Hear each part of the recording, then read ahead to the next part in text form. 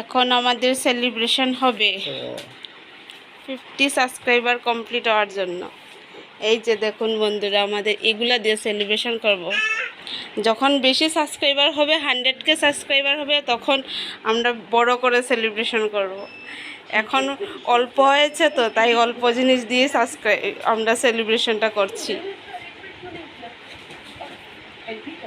এই যে বাবা, তুমি এগুলা খাবে? খাবে তুমি এগুলা? এই বাবা, পাপা তুমি এগুলা খাবে? খাবে তুমি এগুলা? এগুলো তুমি খাবে না তো? তুমি এগুলা খাবে না?